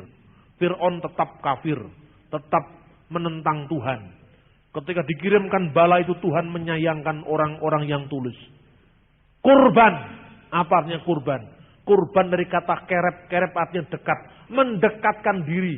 Makanya sahabat dekat, sahabat karib. Dari kata kerep, bahasa Arabnya karib, menjadi kata kurban, sarana mendekatkan diri kepada Allah. Di setiap pintu-pintu rumah orang Yahudi yang diciprati darah domba. Ketika malaikat datang pada malam hari, mau mencekik lehernya orang-orang yang tidak percaya Tuhan itu. Begitu lihat ada tanda merah, dia berlalu. Dilalui kematian. Makanya orang Yahudi perayaan Paskah namanya Seder HaPesach. Roti diangkat orang Yahudi, kepala keluarga. Sebelumnya anak yang paling muda di perjamuan Yahudi berkata, apakah bedanya malam ini dengan 1000 malam yang lain? Kepala keluarga yang tertua mengatakan, karena pada malam hari ini, Tuhan dengan tangannya yang perkasa telah membebaskan nenek moyang kita dari Mesir menuju ke tanah perjanjian. Lalu rotinya diangkat. Inilah roti kesengsaraan yang dimakan nenek moyang kita di Mesir. Makanlah sebagai tanda peringatan bahwa kita adalah umat yang satu yang dibebaskan oleh Allah. Ditum, dicelupkan di salad, dimakan. Kalau sekarang saladnya tidak ada. Kemudian anggur, cawan diangkat. Inilah anggur kesengsaraan yang diminum nenek moyang kita di Mesir. Mari kita minum, diminum. Lah, Yesus datang merasa diri. Saya ini Musa baru yang dimuatkan oleh Musa. Seorang nabi di tengah-tengahmu akan dibangkitkan oleh Tuhan. Yang seperti Musa. Musa dulu membebaskan Israel dari penindasan. Yesus membebaskan seluruh Bani Adam. Seluruh umat manusia. Bukan dari penindasan fisik. Tapi dari penindasan rohani. Dari dosa-dosa. Kalau dulu Musa itu dan Harun itu sama dengan Soekarno-Hatta. Gak percaya? Apa yang dibaca kitab Taurat? Anoki Adonai Eloheku Asher Hoseti kami ayat Misraim mibet abadim. Aku inilah Allah Tuhanmu yang telah membebaskan engkau dari tanah Mesir, dari tempat perbudakan. Bangsa Indonesia juga percaya pembebasan kemerdekaan ini atas berkat rahmat Allah yang Maha Kuasa, supaya didorongkan oleh keinginan luhur, supaya berkehidupan kebangsaan yang bebas, ya kan? Setelah itu mengakui bahwa kemerdekaan itu berkat rahmat Tuhan yang Maha Kuasa. Kalau di Israel dipimpin Musa dan Harun, Indonesia Soekarno dan Muhammad Hatta. Kemudian sila pertama Dasatitah, Lo Yihye Leka Elohim Akhirim Alfanai. Jangan ada ilah lain di hadapan hadiratku. Di Indonesia juga ada Pancasila, satu, ketuhanan yang Maha Esa. Jangan ada ilah lain di hadapan hadiratku. Sama. Jadi pasca Yahudi itu 17 Agustusan. Lalu oleh Yesus disublimasi, disublimation, di hero of tracking, kata Bung Karno. Ke taraf yang lebih tinggi. Bukan sekedar penjajahan fisik, tapi penjajahan dosa. Kita dibebaskan oleh Yesus. Itulah Musa baru. Karena itu, barang siapa percaya kepadanya tidak binasa, dilalui oleh kematian, tapi memperoleh hidup yang kekal. Itu maknanya. Makanya, waktu Yesus perjamuan, dia tidak mengatakan, inilah roti kesengsaraan yang dimakan nenek moyang kita, tidak. Dia mengatakan, inilah tubuhku, ya kan? Inilah darahku. Lah apa bisa kira-kira kita kebaktian orang Kristen seperti Petrus, Yohanes, termasuk Maria Magdalena yang perempuan itu, tiba-tiba di sinagog orang Yahudi, inilah darah Yesus, apa ya bisa? Ya dilempari batu, ya toh? Mosok sama Yahudi tapi Yahudi plus. Yahudi yang ditambahi, inilah tubuh Yesus, inilah darah Yesus loh. Ini kok beda? Lalu nggak dapat tempat, makanya hari Sabtu mereka ikut ibadah di sinagog masih tetap ya, anggap aja 17 Agustusan, tetap makan seder Yahudi tadi, pembebasan dari Mesir. Tapi lah ini Alkitab mengatakan Mia Sabaton, hari pertama minggu itu, pekan itu, ketika kami memecah-mecahkan roti. Asalnya dari mana? Ketika Maria Magdalena lihat minggu pertama, hari pertama minggu itu dikuburnya kosong. Sejak saat itu disebut Kurios Emera, hari Tuhan. Lah di hari Tuhan, di hari minggu ini nggak ada kaitannya dengan penyembahan dewa matahari. Salah itu. Loh, tapi kan Sunday, sun itu matahari, day itu hari, itu kan penyembahan dewa matahari. Sondak, mandak, Wednesdag bahasa itunya, Belandanya. Juga coro Londo, Pak, coro Inggris. Alkitab tidak ditulis oleh Raja James. Alkitab ditulis bahasa Ibrani.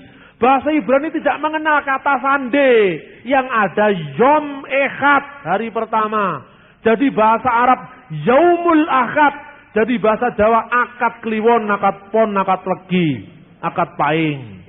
Ini dari Ibrani mampir ke Arab dijawakan. Yom Sheni, hari kedua. Yaumul Isnin, hari Senin. Yom Selisi, hari ketiga. Yaumut Talata, dino Selasa. Yom Revi, Yaumul Arba, hari Rebu. Jadi hitungan hari dalam bahasa Ibrani Arab itu hitungan 1, 2, 3, 4, 5, 6, 7. Kemudian oleh surat Barnabas, bukan Injil Barnabas ini, ditulis abad pertama tapi bukan kitab suci, dikatakan hari ke-8. Hari ke-8 itu maksudnya hari yang pertama karena diulang lagi dari pertama. Itulah maknanya. Makanya di Alkitab dikatakan mereka bertekun di bait Allah bersama-sama orang Yahudi. Tapi mereka memecahkan roti di rumah mereka masing-masing. Kenapa kok di rumah mereka masing-masing? Kalau enggak dilempari orang Yahudi. Sejak saat itu kekristenan terpisah dari Yahudi. Tapi kitabnya tetap sama.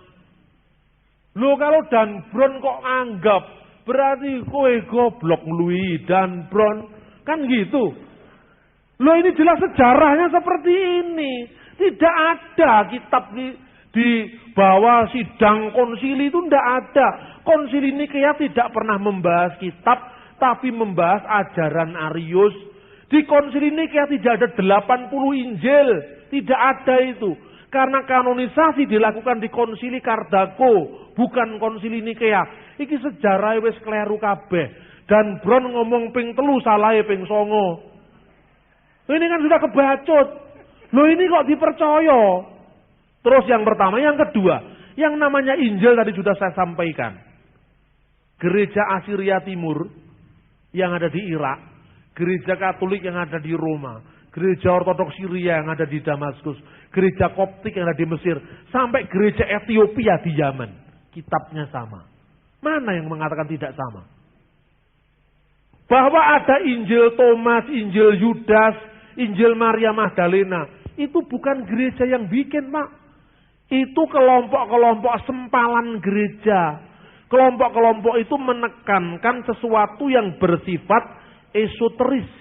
Yang bersifat batinia. Mungkin karena waktu itu gereja terlampau menekankan aspek-aspek lahiriah, kekuasaan, muncul kelompok-kelompok sempalan ini. Jadi itu ekses. Ketika konsili mempertimbangkan kitab suci, tidak ada kitab-kitab seperti itu ditolak hanya karena berbeda. Apalagi Konstantin yang dikatakan sebagai pencetusnya itu sama sekali tidak ada. Konstantin punya peran dalam konsili, tapi lebih karena keseimbangan politik. Karena dia ingin wilayahnya tidak terpecah-pecah karena perbedaan akidah. Jadi ini faktanya. Jadi fakta yang seperti ini makanya sudah saatnya sekarang di gereja pengajarannya ditekankan. Ya makanya sejarah itu juga perlu. Sejarah, kalau sudah ngomong sejarah, konsili Nikea Allah itu makanan sehari-hari itu. Kecil itu kan gitu. Saya kadang-kadang ditakoni gitu ndak sabar karena saya sudah hafal. Wis ngali wae ora turu pertanyaan ngono kok takokne. Tapi saya ngomongi sama Frankie si Hombing. Ya jangan gitulah. Ya sampean ngerti yang lain kan ndak ngerti. Kan kita harus memahami yang lain. Oh ya, rendah hati juga. Manusia memang gitu. Ruh titik kemeluintine ra karu-karuan. Nah sekarang ini sudah waktunya gereja tidak menjadi kagetan karena masalah ini. Silakan Pak yang terakhir.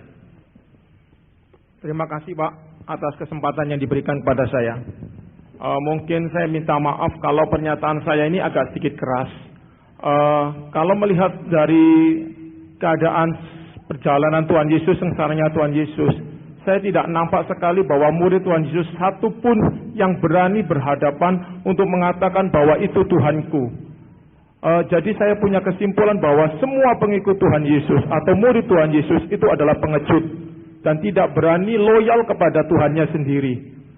Mungkin ini yang menyebabkan ada suatu pembuatan film dari Ron Howard, dari sutradara Da Vinci Code, yang menyatakan bahwa nantinya di kemudian hari itu ada suatu timbul yang namanya hero.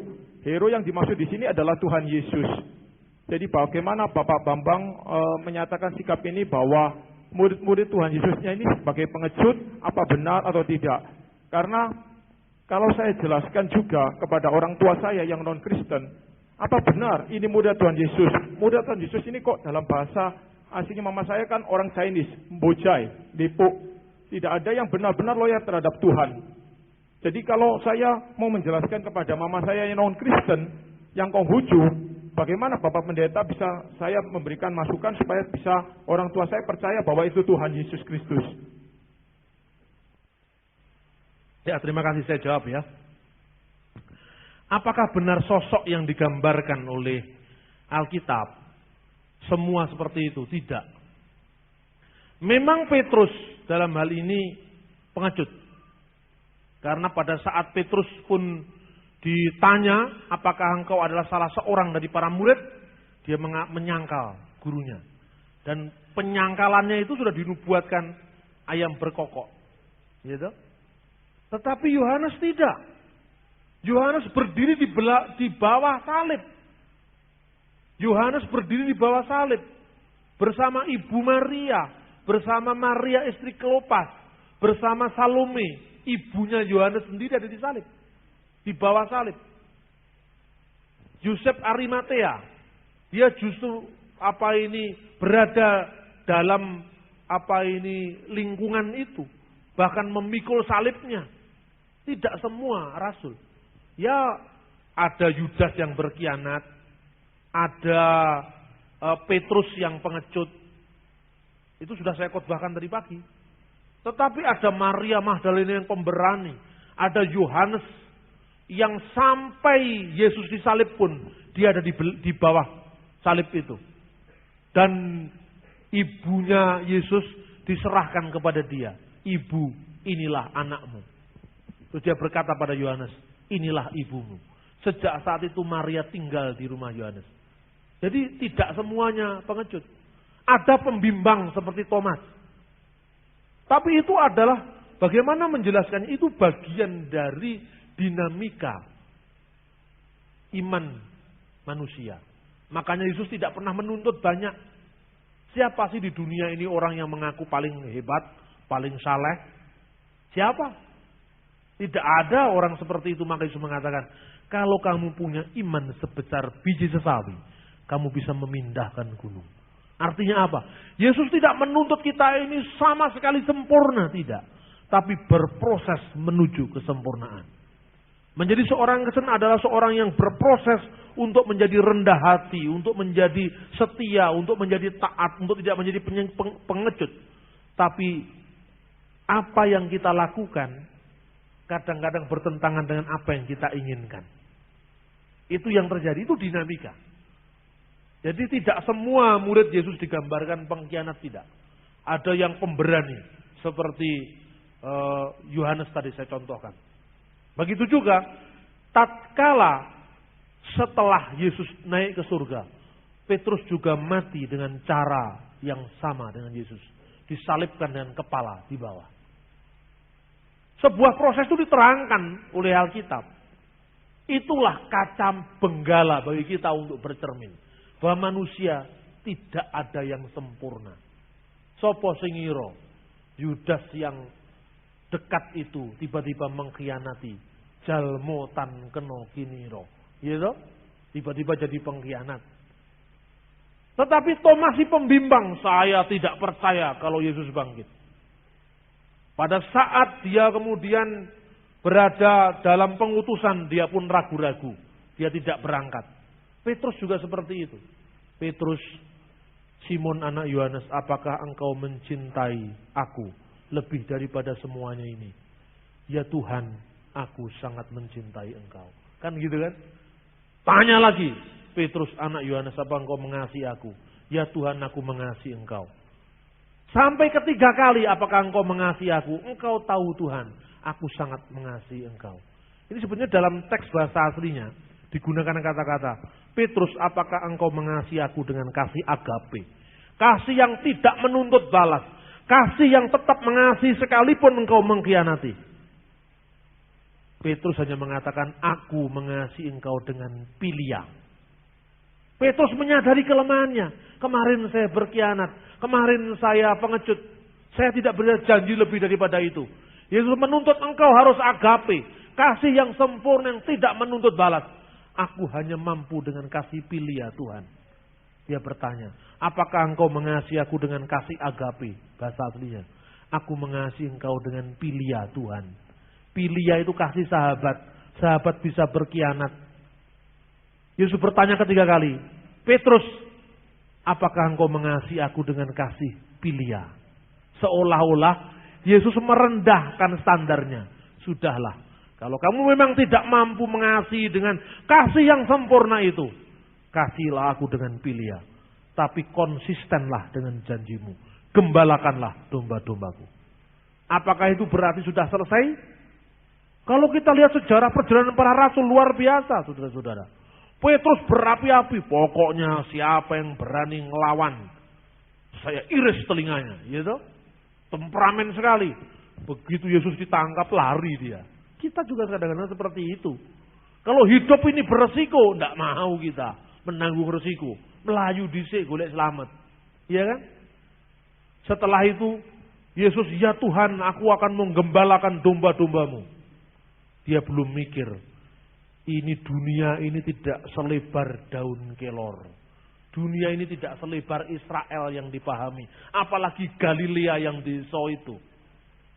Kamu belum pernah masuk keluar Yerusalem, Petrus. Kira-kira seperti itu. Langsung berangkat dia, pokoknya semangat mengabarkan kebenaran. Tiba-tiba Tuhan menghendaki dia nginap di rumahnya Simon si penyamak kulit. Menurut hukum Yahudi, menyamak kulit profesi haram. Makanya tidak ada wayang kulit di sana. Petrus nginap di situ. Saya mau menginjil Tuhan, saya mau mengabarkan berita sukacita. Simon si penyamak kulit bukan orang Yahudi, tidak mengenal kosher Imamat pasal 11 tentang makanan yang halal dan haram. Dia makan cumi-cumi, haram menurut Imamat 11. Makan kodok, suwike haram menurut Imam Ahmad 11. Makan B2 haram menurut Imam Ahmad 11. Belum lagi makan RW tambah haram menurut Imam Ahmad 11. Iya toh? Dia tidak mikir itu.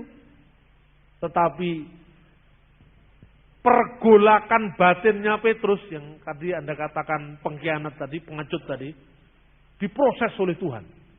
Ada keranjang yang turun dari langit ketika dia sembahyang tengah hari. Di situ dia lihat, mungkin tidak diterangkan dalam kitab suci, hal-hal yang haram bagi orang Yahudi apa? Bukan hanya babi. Islam kritiknya kurang pas itu. Loh kenapa Musa tidak makan babi? Kok orang Kristen makan babi? Ya sudah digratiskan kan boleh, tidak apa-apa. Kan gitu jawabannya. Sudah direvisi. Gitu. Nah kalau Islam itu sejak dulu konsisten. Nggak boleh babi, ya nggak boleh. Kenapa makan cumi-cumi? Cumi-cumi juga dilarang menurut Taurat. Kenapa makan onta? Onta juga dilarang menurut Taurat.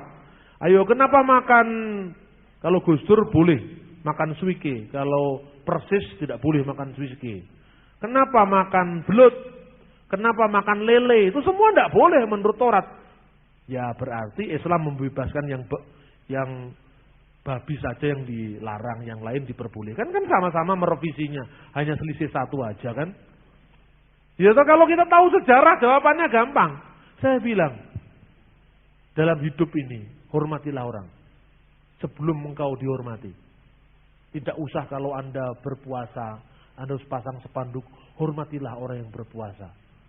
Yang bisa menghormati orang lain jika Anda hormat dulu pada orang lain. Ibadah tidak perlu pujian dari luar, tapi pujian ini muncul dari luar karena kita bersaksi dengan baik. Petrus seperti itu. Itu pun visi itu tentang binatang yang haram itu tadi. Tidak, Tuhan, saya tidak pernah yang haram masuk di mulutku. Apa yang dihalalkan Allah jangan diharamkan manusia. Sampai 3 kali. Kemudian tuh naik ke atas. Setelah dia keluar dari tempat itu, dia disuruh mempertanggungjawabkan pertobatan Cornelius yang adalah orang non-Yahudi. Artinya, kamu jangan koyo yes-yeso. Kamu ngomong, ya saya berangkat, budaya dhisik. Kamu sudah siap, budayamu beda, bahasamu beda, cara hidupmu beda. Ini pun belum selesai. Petrus pergi ke Antioquia. Antioquia basisnya orang Kristen non-Yahudi. Ketika pertama-tama dia kumpul dengan saudara-saudara Kristen yang non-Yahudi, dia duduk makan bersama mereka. Mungkin dia tidak ikut makan babi, hanya icip-icip saja mungkin. Ya toh? Dia mungkin tidak ikut makan suike, mungkin hanya nili itu. Dia enjoy saja. Tiba-tiba diceritakan dalam Galatia pasal 2, kelompok Yakobus, ini partai garis keras Kristen ini, FPI-nya Kristen ini, datang. Petrus pedih juga, dia mundur. Lah, Paulus tahu lah, ini Simon ini keterlaluan ini.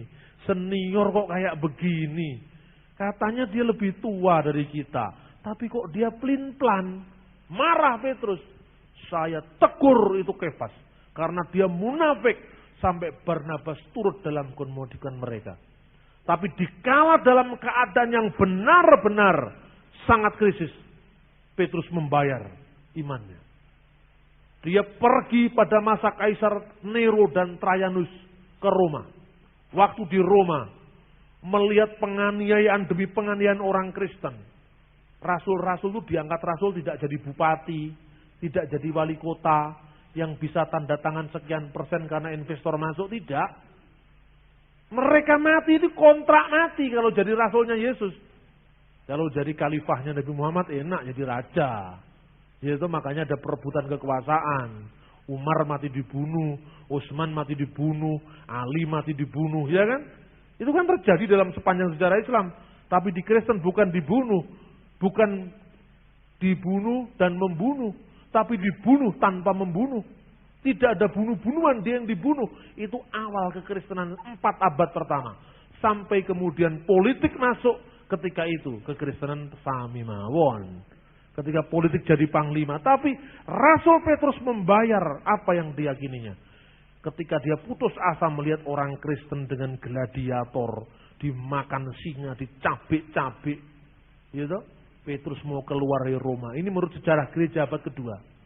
Tiba-tiba Yesus menampakkan diri di sebuah jalan gerbang Apia di kota Roma.